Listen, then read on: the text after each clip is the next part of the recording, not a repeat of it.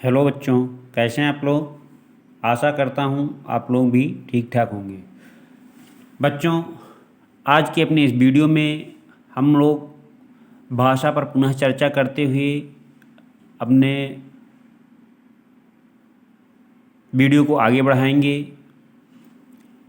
भाषा के बारे में जैसा कि आप लोग पढ़ चुके हैं कि भाषा क्या है, एक साधन है जिसके माध्यम से हम अपने भावों को एवं विचारों को क्या करते हैं, व्यक्त करते हैं।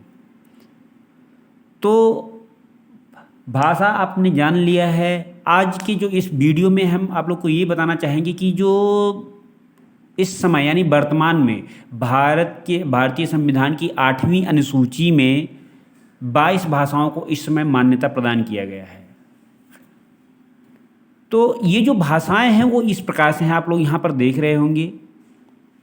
यहाँ पर भाषा का नाम दे रखा है और यहाँ पे उसके सामने जो लिपि, जिस लिपि में ये भाषा लिखी जाती है वो यहाँ पर दिख रहा होगा आप लोग को। तो इसको आप लोग अपने नोटबुक में ज़रूर उतार लीजिएगा। अगर किसी को किसी प्रकार की कोई समस्या होगी तो वो ज़रूर संपर्क करेगा।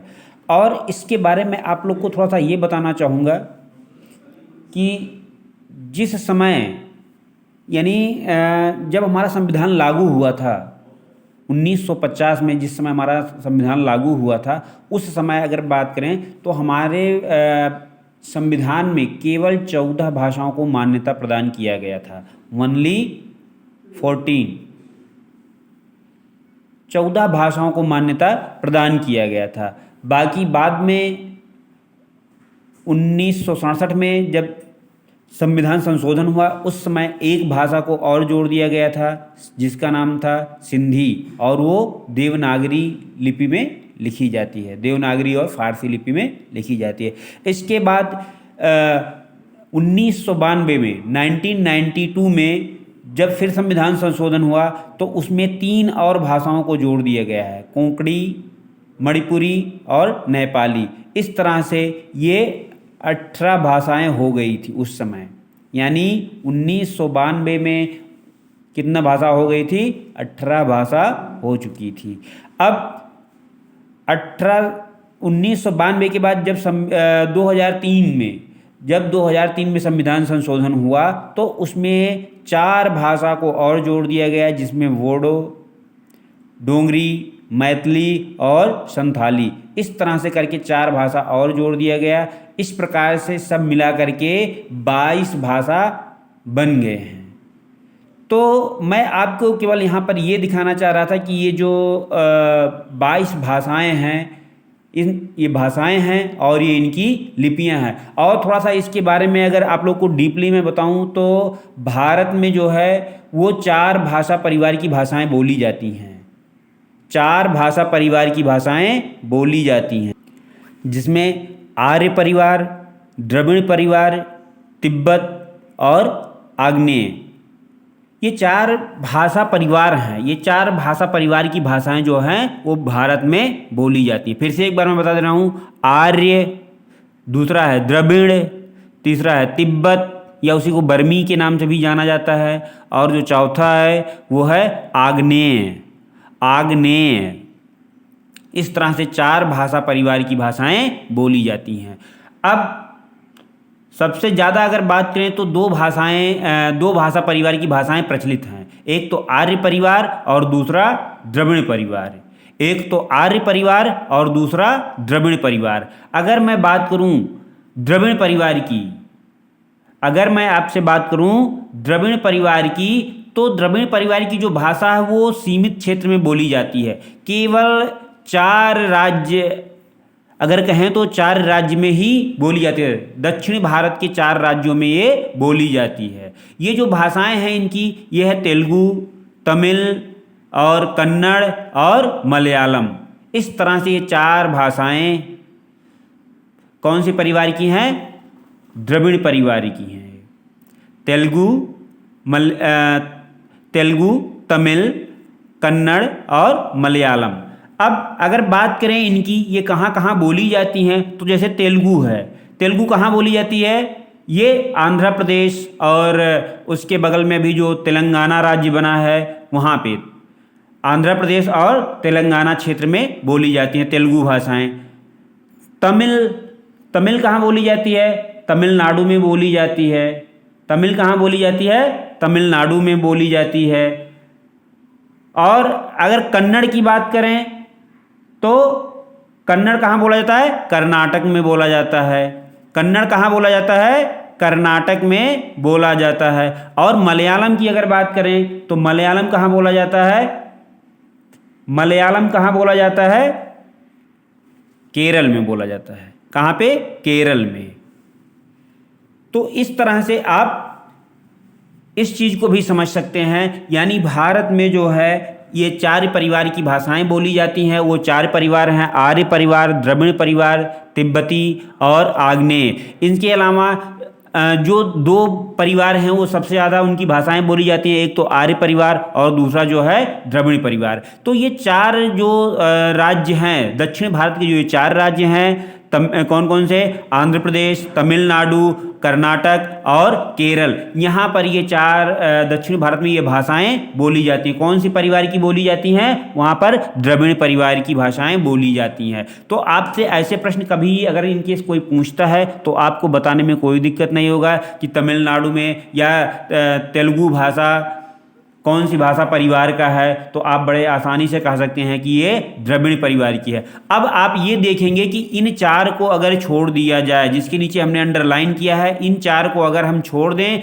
बाकी जो भाषा है ये आप मान करके चलिए कि ये सब आर्य परिवार की भाषाएं हैं। कौन सी परिवार की भाषाएं हैं? आर्य परिवार की भाषाएं हैं। यहाँ पर आप लोगों को जानकारी के लिए हमने ये भी लिख दिया है कि किस ईस्वी में कौन सी भाषा जोड़ी गई। जैसे आप लोग देख रहे हैं सिंधी को कब जोड़ा गया? 1967 ईस्वी में, 1967 ईस्वी में। बाकी जो ये 3 भाषाएं हैं इनको 1992 में जोड़ा गया है। और जो 4 भाषाओं को जोड़ा गया था ये 2003 में जोड़ा गया था। इस तरह से ये आप भाषा के बारे में और पूरी जानकारी रख सकते हैं। और इसके अलावा मैंने जैसा कि अभी बताया आपको कि संविधान के 8वीं अनुसूची में, कौन सी अनुसूची में? ऐसे प्रश्न पूछा जा सकता है आपसे कि संविधान के किस अनुसूची में भाषाओं को मान्यता प्रदान किया गया है? तो संविधान की 8वीं अनुसूची में भाषाओं को मान्यता प्रदान किया गया है। इसके अलावा और भी पूछा जा सकता है कि भारतीय संविधान की 8वीं अनुसूची में कितनी भाषाओं को मान्यता प्रदान किया गया है?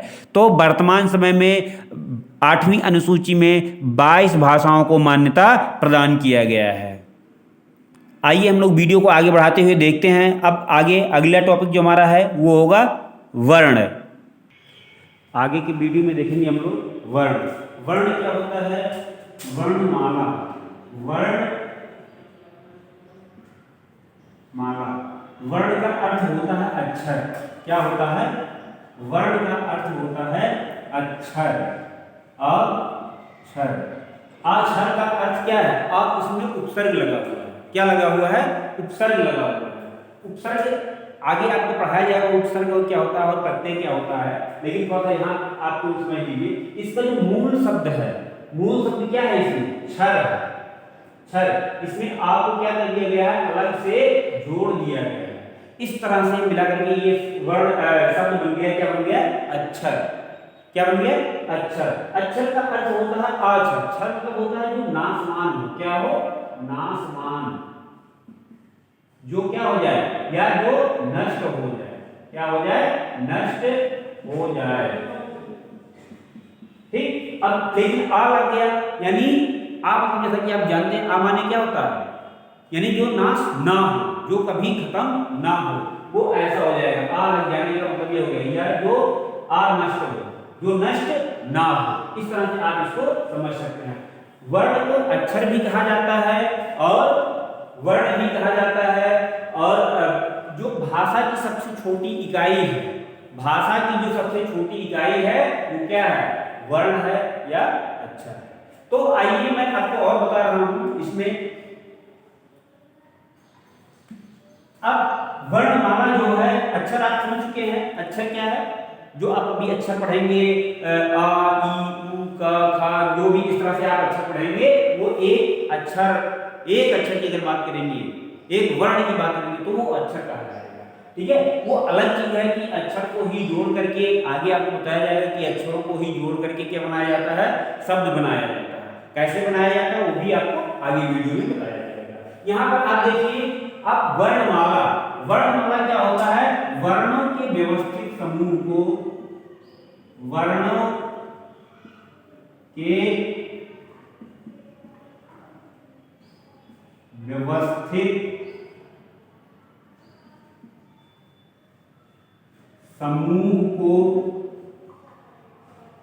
वर्णमाला कहते हैं। क्या कहते हैं, वर्णमाला।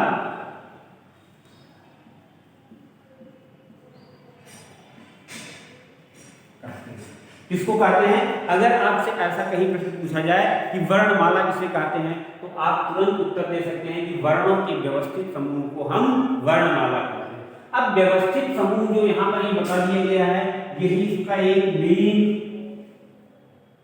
शुद्ध शब्द है, सही सटीक अर्थ यही देगा आपको, व्यवस्थित समूह। नहीं वर्णों को एक साथ कर दिया गया है, अगर आप ऐसे कहेंगे वर्णमाला क्या होता है, वर्णों को एक साथ रख दिया गया, तो ऐसा नहीं होगा। क्यों, क्योंकि व्यवस्थित समूह में रखा गया है। व्यवस्थित समूह में क्यों रखा गया है कि पहले स्वर, वर्णमाला की अगर भेद की बात करें तो इसके दो भेद हो जाएंगे, स्वर हो जाएंगे और दूसरा जो हो जाएगा वो व्यंजन हो जाएगा। क्या हो जाएगा, व्यंजन हो जाएगा। अब यहाँ जो व्यवस्थित समूह है, व्यवस्थित मतलब क्या होता है, एक व्यवस्था के साथ कुछ नियम है, इसके अनुसार उसको वैसा ही रखा गया है। अगर आप ऐसे नहीं समझ पा रहे तो आप ऐसे समझ सकते हैं, आप अपने अभिभावक से पूछ सकते हैं, उन्होंने जब पढ़ा था, उनके टाइम पे जब उन्होंने पढ़ा था, तब भी उन्होंने ऐसा ही देखा कि पहले छोटा बड़ा, छोटी बड़ी, छोटा बड़ा उड़ी, ऐसा करके पहले से भी था। और आज आप लोग पढ़ रहे हैं, उनके कितने बार आप लोग आज पढ़ रहे हैं, तब भी आपने देखा वैसा ही है, उसमें कोई परिवर्तन नहीं आया है, कोई बदलाव नहीं आया है।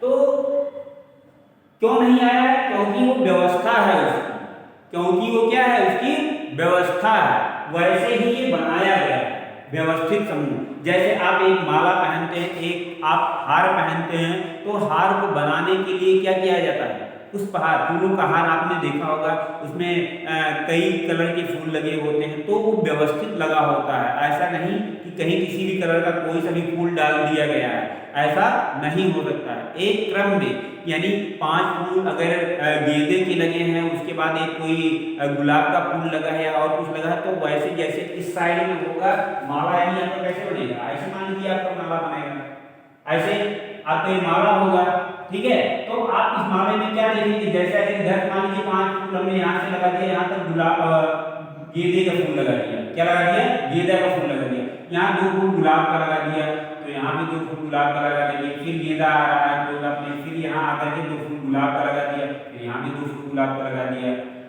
तब जाकर के वो व्यवस्थित माला बनेगा, तब वो जाकर के व्यवस्थित माला बनेगा, अन्यथा वो माला कैसा लगेगा, बेकार लगेगा। तो इसी प्रकार से वर्णों को व्यवस्थित समूह में रखा गया है। तो हम लोग आज भी चर्चा करेंगे, केवल स्वर पर ही चर्चा करेंगे, क्योंकि स्वर के बारे में ही हम आज जानेंगे। स्वर क्या होता है, स्वर किसे कहते हैं, स्वर होता है स्वतंत्र रूप से बोले जाने वाले वर्ण को हम स्वर कहते हैं। या आप ऐसे भी कह सकते हैं कि जिन वर्णों का उच्चारण स्वतंत्र रूप से होता है, जिन वर्णों का उच्चारण स्वतंत्र रूप से होता है, उसे हम स्वर कहते हैं। तो यहां मैं लिख दे रहा हूं,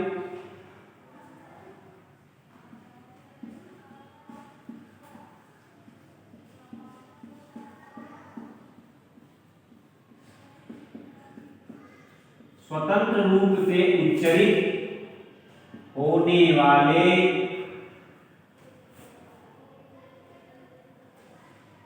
वर्ण स्वर कहलाते हैं। कौन से वर्ण स्वर कहलाते हैं, जिन वर्णों का उच्चारण स्वतंत्र रूप से होता है। कैसे होता है, स्वतंत्र रूप से होता है, यानी जब हम ऐसे, आप समझ लीजिए, जब हम अपने फेफड़े पे लेकर के हवा, जो हमारा फेफड़े पे हवा आ रहा है, वो बिना रुके, जिन वर्णों को बोलने में बिना रुके वो सीधा निकल जाता है, उसे हम स्वर कहते हैं। आपको जो अच्छा लगे आप इस परिभाषा को भी बता सकते हैं, या आप अबाध रूप से बोले जाने वाले वर्ड को हम स्वर कहते हैं, ऐसा भी आप कह सकते हैं, कोई गलत नहीं होगा। अब इसके बारे में हम जानेंगे स्वर। जैसा कि आप लोग जानते हैं स्वर कितने होते हैं, 11 होते हैं। स्वर कितने होते हैं, 11 होते हैं। लेकिन आपको जो यहाँ पर मेन जानने की जरूरत है कि मूल स्वर क्या है। मूल स्वर क्या है, मूल स्वर, मूल स्वर। अब मूल स्वर जो है वो है अ, ई, उ, री। ये 4 स्वर हैं, ये मूल स्वर कहलाते हैं। कहीं आपसे कोई पूछता है कि मूल स्वरों की संख्या कितनी है, तो वो 4 है। मूल स्वर कौन कौन से हैं, तो भी आपको बताना है अ, ई, उ, री। अ, ई, उ, री। एक चीज और मैं बता दूं आपको कि कुछ राज्यों में, कुछ भूभाग में इस री को रू बोलते हैं। क्या बोलते हैं, रू बोलते हैं। कभी आपने ध्यान दिया हो, कभी आपने गौर किया हो माननीय गृह मंत्री महोदय को बोलते हुए, अमित शाह जी को आप अगर कहीं बोलते हुए भाषण में अगर आपने ध्यान दिया हो, सुना हो, तो वो कृपा नहीं बोलते हैं, जो कि हम लोग क्या क्या बोलते हैं, कृपा बोलते हैं। वो कृपा नहीं बोलते हैं, कृपा बोलते हैं। क्या बोलते हैं,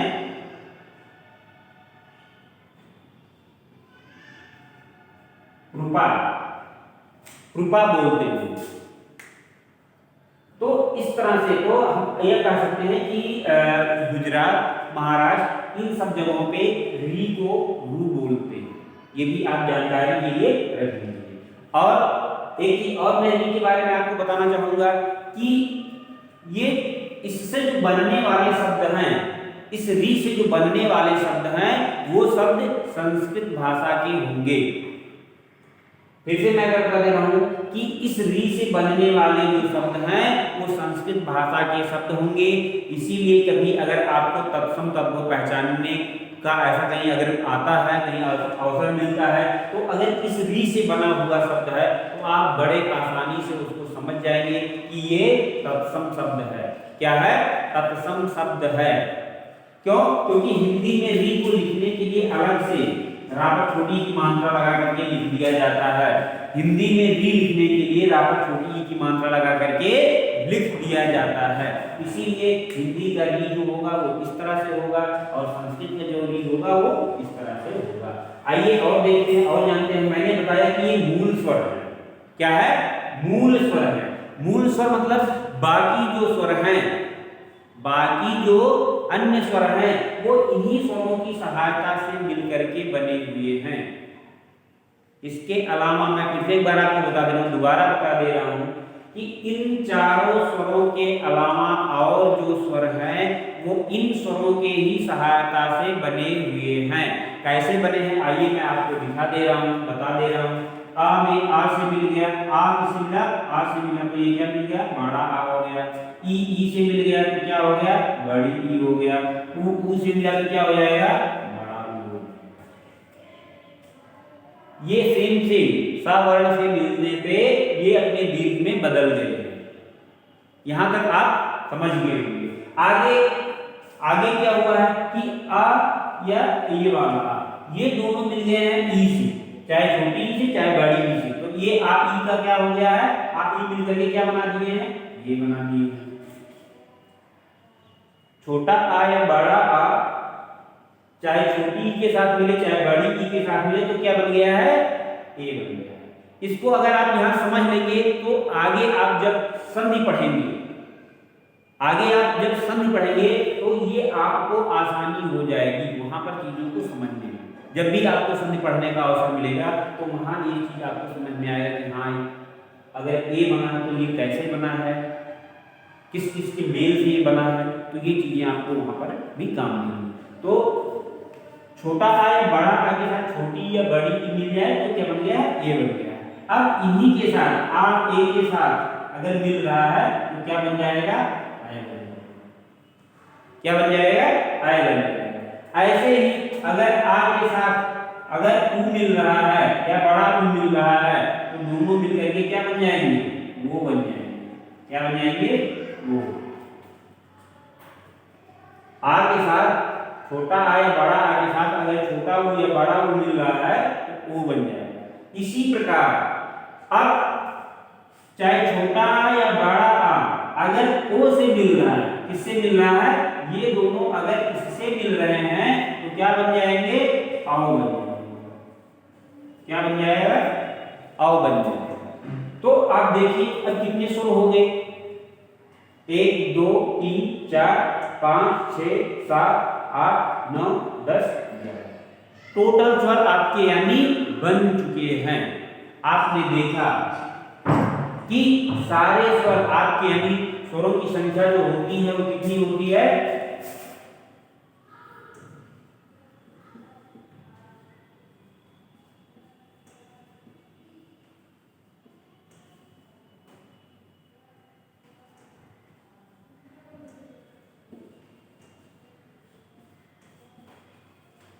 कितनी होती है, 11 होती है। इस प्रकार से ये 11 स्वर बन चुके हैं। अब आपसे अगर कोई पूछता मूल स्वरों की संख्या कितनी है, किसकी, मूल स्वरों की संख्या कितनी है, मूल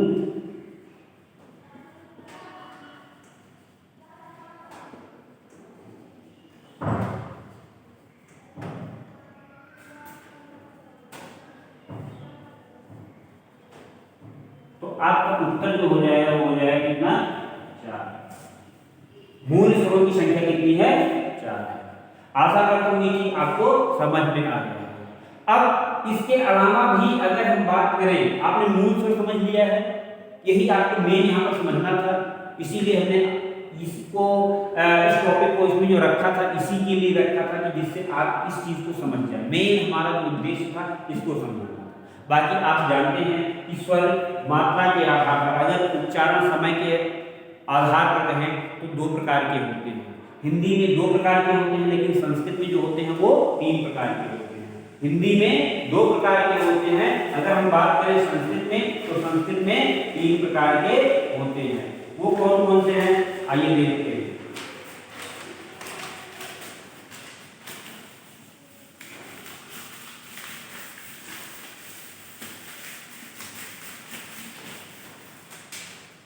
वो जो होता है वो होता है, एक होता है ह्रस्व स्वर, ह्रस्व स्वर, और दूसरा होता है दीर्घ स्वर। ये 2 होते हैं, 1 2। इसके अलावा जो संस्कृत की अगर बात की जाए, हम संस्कृत में बोलेंगे, संस्कृत भाषा में बात करेंगे तो वहां पर तीसरा भी हो जाएगा प्लुत स्वर। क्या हो जाएगा, प्लुत स्वर। संस्कृत में ये होगा, ध्यान रखना, यहां मैं विशेष लिख दे रहा हूं आगे, विशेष,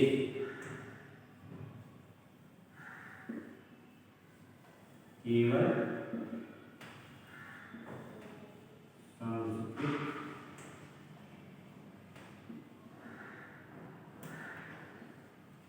ये केवल संस्कृत के लिए है।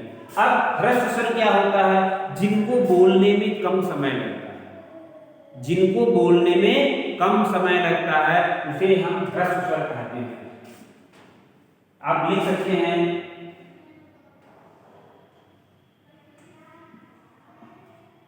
जिन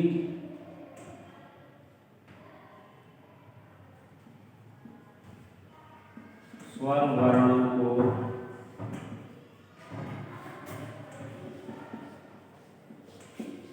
बोलने में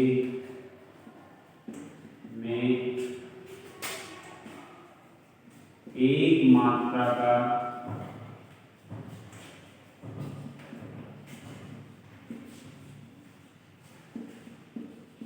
समय लगता है उसे हम ह्रस्व स्वर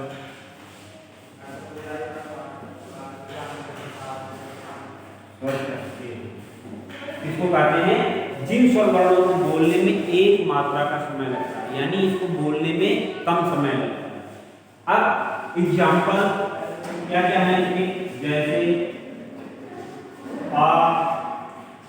ई, उफ और री भी हो जाता है, री भी हो जाता है। तो ये हो गए ह्रस्व। अब दीर्घ में क्या आएगा? दीर्घ में क्या होगा? जिन वर्णों को बोलने में ह्रस्व की अपेक्षा ज्यादा समय लगता है या दो मात्रा का समय लगता है, ऐसे आप कहते हैं जिन स्वर वर्णों को बोलने में दो मात्रा का समय लगता है उसे हम दीर्घ स्वर कहते हैं। क्या कहते हैं? दीर्घ स्वर कहते हैं। अब कहिए तो मैं यहाँ पर लिख दूं, इसका जो हो जाएगा वो होगा जिन स्वर वर्णों को बोलने में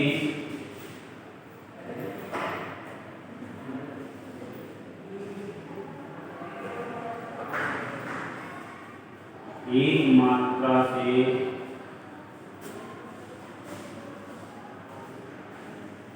अधिक समय लगता है उसे दीर्घ स्वर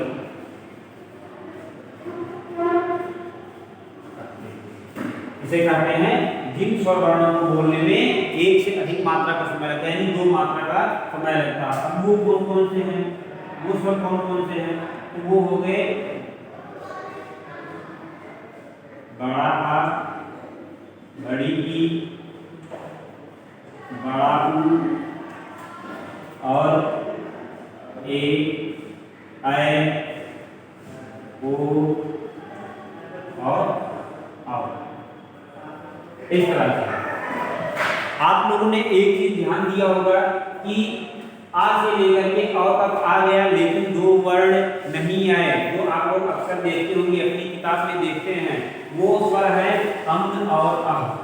क्या नहीं आया है? एक तो अंग नहीं आया है और दूसरा जो नहीं आया है वो अह नहीं आया है। इन दोनों को ना तो स्वर में गिना जाता है और ना ही व्यंजन में गिना जाता है। इन दोनों को ना तो स्वर में गिना जाता है और ना ही व्यंजन में गिना जाता है। इसीलिए इन दोनों वर्णों को अयोगवाह वर्ण कहा जाता है। क्या कहा जाता है? अयोगवाह। कभी इस तरह से प्रश्न पूछा जा सकता है, इसमें से कुछ स्वर लिख दिए गए हैं और एक स्वर इसको डाल दिया गया है। ऐसे प्रश्न पूछ लिया गया कि अयोगवाह वर्ण कौन सा है? अयोगवाह वर्ण कौन सा है? तो आपको बताना पड़ेगा। अयोगवाह में ये दो होते हैं, दो ही वर्ण होते हैं। इन दोनों को आप अगर ध्यान देंगे तो आगे ये आपसे गलती नहीं होगी। तो आज का अपना वीडियो जो है मैं यहीं पर समाप्त कर रहा हूँ। आशा करता हूँ कि आपको स्वर पूरी तरह से आप समझ चुके होंगे। अपने नेक्स्ट वीडियो में मिलते हैं, तब तक के लिए धन्यवाद।